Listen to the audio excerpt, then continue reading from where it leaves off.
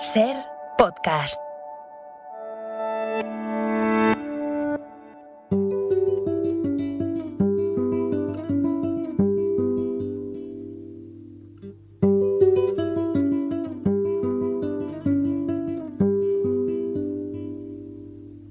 Te recuerdo, Amanda, la calle mojada, corriendo a la fábrica donde trabajaba Manuel. La sonrisa ancha. Mario Amorós, ¿qué tal? ¿Cómo estás? Hola Pepa, ¿qué tal? Gracias por invitarme. Bienvenido a La Hora Extra. Lo primero, ¿por qué es revolucionario publicar una biografía de Víctor Jara hoy en día? Bueno, yo diría que es recuperar la figura de un gran creador de la cultura popular chilena, latinoamericana y también mundial, ¿no? Víctor, que nace en una familia muy humilde, consigue con un gran esfuerzo entrar en la Escuela de Teatro de la Universidad de Chile, formarse como actor y sobre todo después como director de teatro. Fue reconocido en los años 60 como un gran director de teatro y de manera paralela entra en un conjunto folclórico, de música folclórica chilena, Cuncumen, y a partir del año 65 empieza a cantar en solitario, empieza a grabar los primeros discos que tienen una gran acogida. Víctor fue militante comunista desde los finales de los años 50 y tenía un gran compromiso político. Esta biografía que he presentado en marzo en Chile y está ya en las librerías de España desde mayo, bueno, llega también a los 50 años del golpe de Estado en Chile, que se conmemoran en septiembre, una fecha trágica, y también, como sabemos, del asesinato de Víctor. He intentado en esas páginas recuperar su trayectoria personal, su trabajo como creador y hablar de ese legado político y musical que es universal, porque evidentemente canciones como Te recuerdo, Amanda, Luchín o Plegaria a un labrador son canciones conocidas en muchos países, canciones muy queridas, se conmueven todavía hoy tanto tiempo después a quienes las escuchan.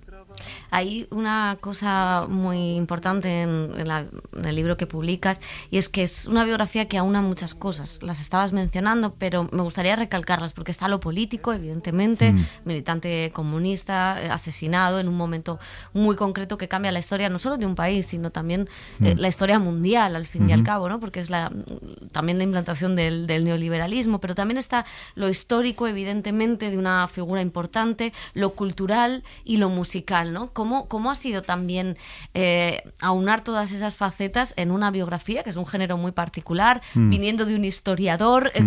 Cuéntanos cómo ha sido hacer ese juego también de... Ha sido un desafío, porque además muchos oyentes habrán leído el libro maravilloso de Joan Jara, la compañera, la esposa de Víctor.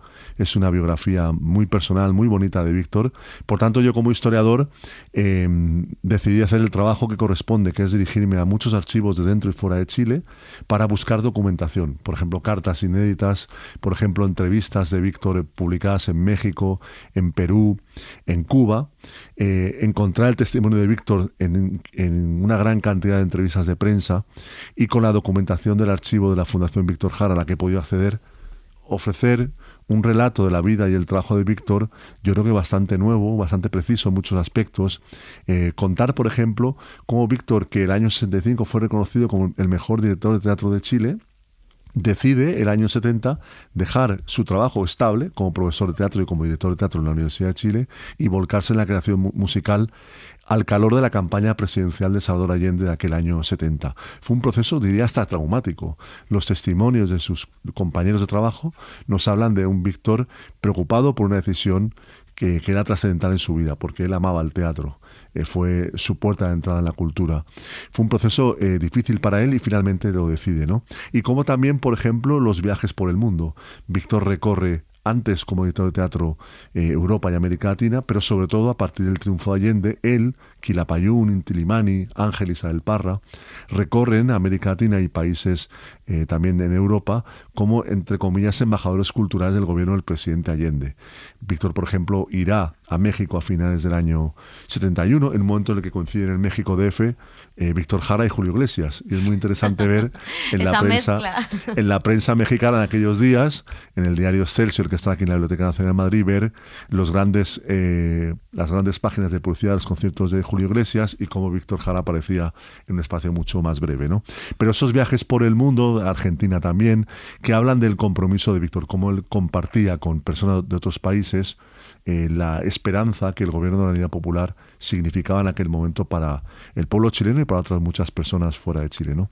Y también el gran desafío, yo diría, de la biografía ha sido enfrentarme al proceso judicial abierto en Chile desde el año 99, que son más de 15.000 páginas. Yo he podido acceder a 13.000, leerlas, seleccionar lo importante y contar, yo creo que los últimos días de la vida de Víctor, a partir del golpe de Estado del 11 de septiembre, su detención al día siguiente en una universidad en Santiago, su traslado al Estadio Chile, un pabellón polideportivo donde Víctor fue vejado, torturado y asesinado la tarde-noche del 15 de septiembre del año 73 en condiciones espantosas, ¿no? Los testimonios de quienes compartieron con él aquellos últimos días, el amor que Víctor les transmitía por su familia, ¿no? Con testimonios muy impresionantes, y también la lucha de Joan Jara, la esposa de Víctor, y a ello me refiero en el epílogo, por lograr recuperar la memoria de Víctor Jara durante 50 años y lograr hacer justicia. Un camino larguísimo en el que Joan no caminó sola. Los compañeros de Víctor, su partido,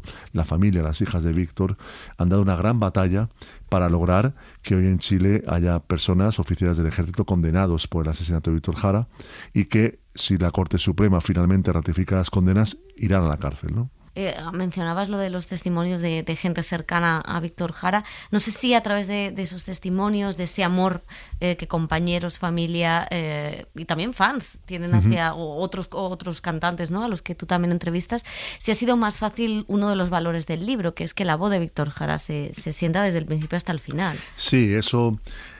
Felizmente, por las entrevistas de prensa que he localizado, donde están las reflexiones de Víctor sobre su trabajo.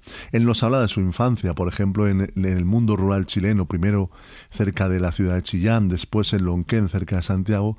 Víctor cuenta una infancia que estuvo marcada por algo tan hermoso como fue la guitarra de su madre Amanda. La mamá de Víctor era una mujer muy trabajadora, que además tenía la capacidad de cantar canciones de manera muy bonita, tenía una voz muy bonita que su hijo heredó, al igual que la sonrisa de Amanda que Víctor heredó, y que muchos quienes lo conocieron recuerdan la sonrisa de Víctor. Bueno, y es en ese mundo campesino donde ese niño de 5 o 6 años ve a su mamá cantar, participa en las jornadas de trabajo de los campesinos, ve a los campesinos cantar. Ese tesoro de la música folclórica chilena se quedó en Víctor Jara para siempre. Él tocaba la guitarra como tocaban la guitarra los campesinos de esa zona de Chile. Y curiosamente y trágicamente, el último disco que Víctor alcanzó a grabar en septiembre del año 73, Canto por Travesura, es un disco que recupera canciones campesinas anónimas de varias partes de Chile, y que Víctor, en una de las últimas entrevistas que dio, destaca como la importancia de recuperar el canto campesino, ¿no? Ese legado musical creador de su pueblo que él quería realzar y llevarlo a un disco y situarlo en el papel que le correspondía.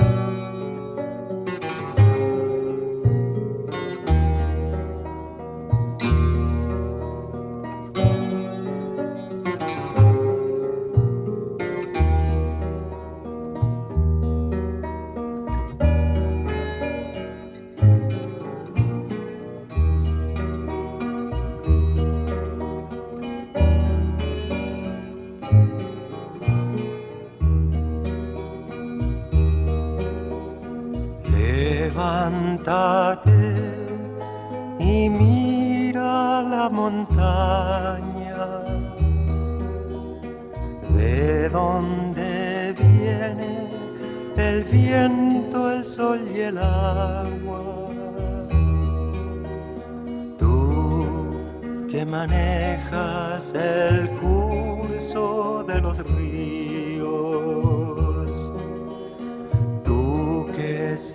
y eso lo consigue de alguna manera porque hay un legado también de artistas chilenos, latinoamericanos, también españoles que han cogido ese folclore, que han seguido manteniendo esa música del pueblo, ¿no? Y la han consolidado como una música. Sí, en Chile, por suerte, ayer, esta semana se ha inaugurado en Madrid, en el Museo de Antropología Nacional, la exposición La Historia Nuestra. Es una exposición de artesanía en la que yo soy asesor histórico, que habla del gobierno del presidente Allende a través de 19 escenas de figuras de artesanía, ¿no?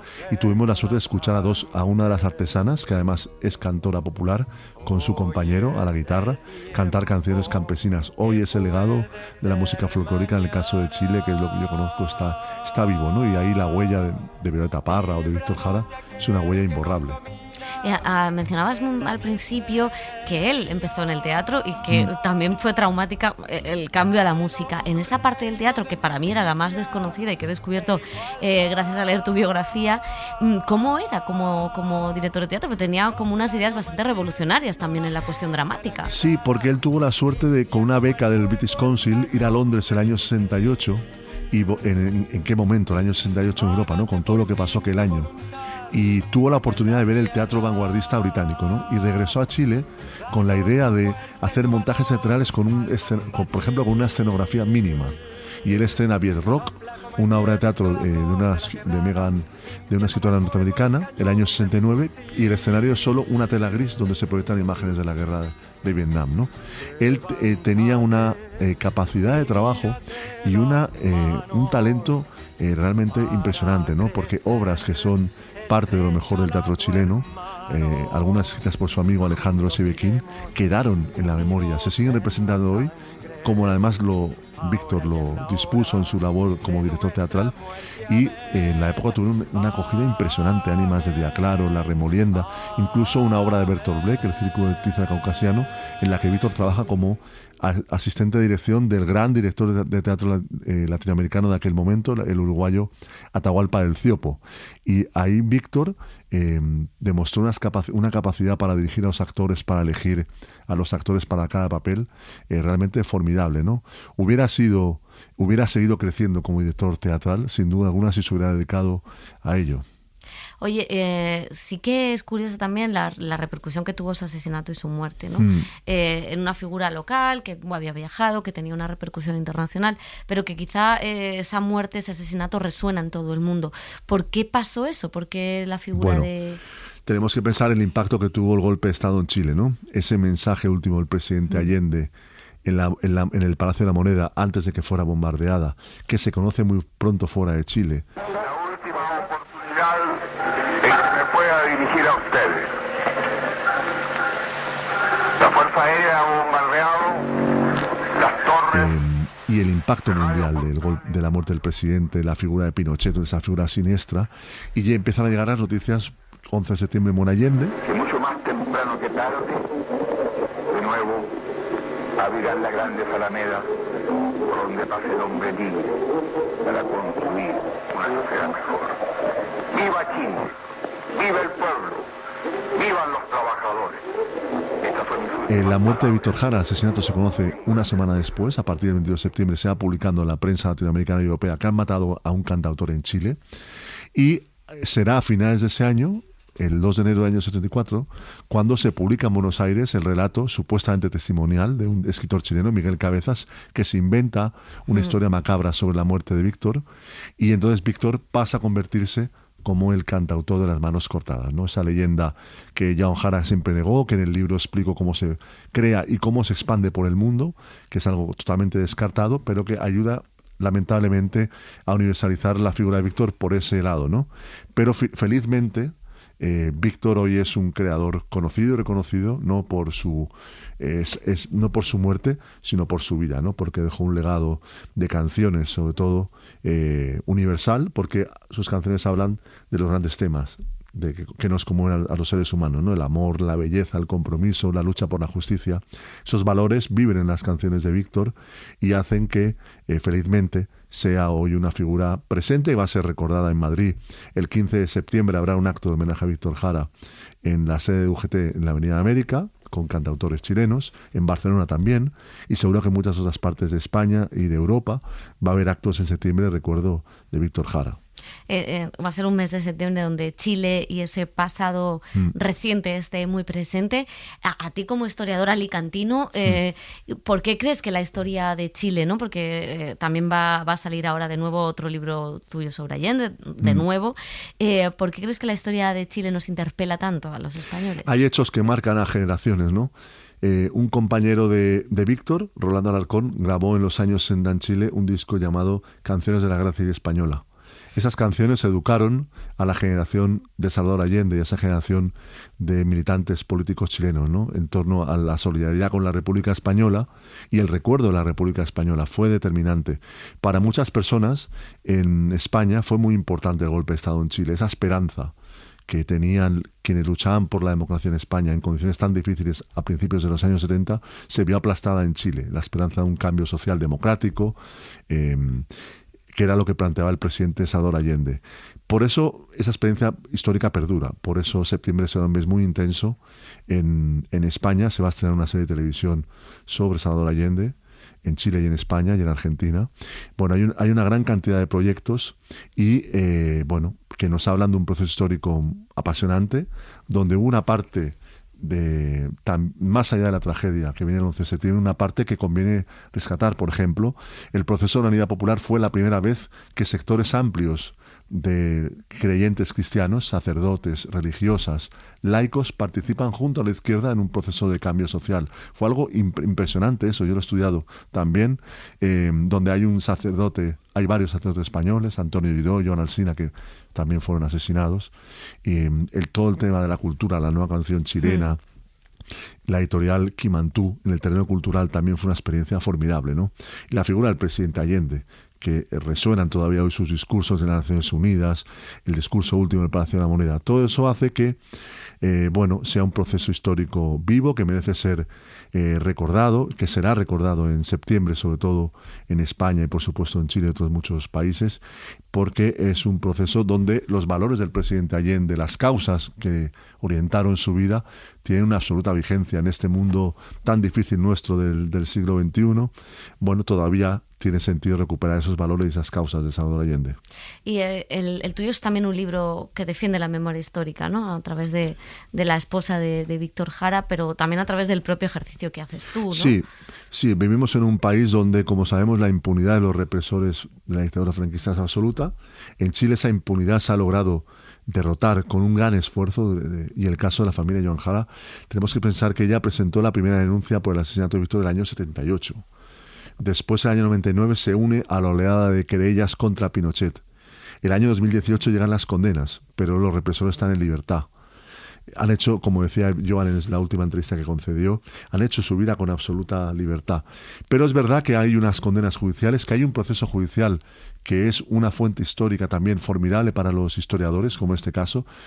Hace poco hablaba con Joan Garcés, abogado español, quien fuera asesor del presidente Allende, y le decía: Joan, cuando tú en tu libro imprescindible, Allende y la experiencia chilena, las armas de la política, hablabas de que la última noche de Salvador Allende en su casa os entraban llamadas de que había movimientos de tropa, de regimientos de Santiago, movimientos de tropa inesperados, de que llevaban camiones militares a Santiago. Bueno, en el proceso judicial de Víctor Jara hay relatos de cómo esa noche previa al golpe de Estado, esa madrugada, despiertan a los soldados que están haciendo el servicio militar a las 3 de la madrugada y los meten en camiones para Santiago de Chile, muchachos de 18 años que no sabían a lo que iban a la capital del país y que fueron los que custodiaron los campos de concentración. Bueno, pues todo eso es algo increíble, ¿no?, que permite que la lucha por la justicia ayuda también a iluminar la historia, a conocer mejor qué pasó en esas horas decisivas del 10 al 11 de septiembre del año 73 en este caso. Llegan estos 50 años, llegan un momento convulso tanto en Chile como en España, que de nuevo otra vez la historia de ambos países se entrecruza. ¿Cómo vería Víctor Jara estos 50 años, este momento actual? Bueno, él fue una persona muy comprometida, ¿no?, como creador, y como él era muy consciente de sus raíces. Él nunca olvidó que era hijo de campesinos, se sentía muy orgulloso de ser hijo de campesinos sin tierra, muy, muy orgulloso de serlo, ¿no? Y tuvo un compromiso político hasta el final. Él, en la mañana del golpe de Estado, el 11 de septiembre, están en casa con su familia y conocen los primeros mensajes del presidente Allende, de la Central Única de Trabajadores, que llaman a los trabajadores a ir a sus centros de trabajo ante ese golpe de Estado que empezaba y que en esas primeras horas no sabía la dimensión que tenía. Y Víctor, a las 10 de la mañana, se despide de su esposa y de sus hijas y como un trabajador más va a la Universidad Técnica del Estado y allí, también como miembro del Comité Central de las Juventudes Comunistas, permanece junto a sus compañeros, canta por última vez algunas canciones en la tarde de ese día cuando estaban ya cercados por decenas de militares, y él muere como militante político, por tanto de izquierdas. Por tanto hoy evidentemente seguramente estaría donde estuvo siempre, ¿no?, en un contexto difícil en Chile porque hay un ascenso notable, muy preocupante de la extrema derecha, que acaba de ganar la mayoría en la convención que hará la próxima constitución del país, que se someterá a plebiscito en diciembre. Y bueno, Víctor estaría siempre como creador y como militante, yo creo, donde él estuvo siempre, ¿no? Junto a su pueblo, con su guitarra y creando, además de una manera muy innovadora, porque al final de su vida también pensaba en un teatro de masas, en representaciones teatrales para multitudes, como tuvo la oportunidad de hacer en 3 ocasiones en el Estadio Nacional de Chile. Ay, te quería preguntar qué ha sido lo más complejo, porque antes hablabas de lo complejo intelectualmente, que es analizar todo el proceso judicial que de alguna manera está abierto. Pero claro, también entiendo que hay un proceso emocional, recreas esos días previos a su muerte, las horas previas de hecho, y luego has visitado el estadio, claro. Que un estadio que hemos visto en la ficción a través del cine de Patricio Guzmán, a través de Costa Gabras, y que claro, ahora es un espacio de memoria que has visitado. No sé si emocionalmente es casi más difícil. Claro, porque además tengo amigos que estuvieron allí presos con Víctor, ¿no? Estuve en el Estadio Chile en un concierto del año 2017. Es un pabellón polideportivo que curiosamente está donde Víctor, muy cerca donde él vivía con su madre y con sus hermanos cuando era un adolescente, y realmente es un lugar muy impresionante porque está igual que en la época. Los asientos son, todo está como en la época, y es muy impresionante, ¿no? También, evidentemente, tienes que dejar un poco al lado las emociones y los sentimientos, porque imagínate leer una gran cantidad de informes periciales de la policía criminalística sobre el tipo de pistola, sobre el tipo de bala con el que dispararon a Víctor, los testimonios, también de sus represores, están los testimonios también de las personas que han sido condenadas. Bueno, es algo muy, muy difícil, que había que hacer de manera muy paciente, renunciando a las vacaciones del año pasado. Entonces, bueno, pero que yo creo que tiene la importancia de que ha sido muy bien acogido en Chile el libro, como una aportación importante a recuperar la figura de Víctor. También en España ha tenido una buena acogida de los lectores y de la prensa, ¿no? Y todo eso, bueno, es un estímulo muy importante, ¿no? Porque es un trabajo siempre, las biografías, cuando uno se enfrenta a personajes gigantescos en términos Tú ya llevas históricos. Unos cuantos. Sí, llevo unos cuantos y estoy pensando en uno para el futuro, que también es gigantesco el trabajo, pero bueno, yo creo que merece la pena, ¿no? Merece la pena aportar ese granito de arena a recuperar la memoria. Pues muchísimas gracias, Mario. Gracias, Pepa. Muchas gracias.